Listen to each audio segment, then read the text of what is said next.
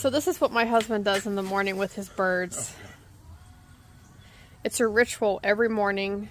Not every morning. Only on weekends for my birds. I clean the bird bath. I give them a special diet of food. And for our neighbors as well. And we have birds and squirrels and all kinds of beautiful things. And then we make our food, look at that, sunflower seeds and kibble. Every weekend morning. So you're going to watch him and how he cleans the bird bath.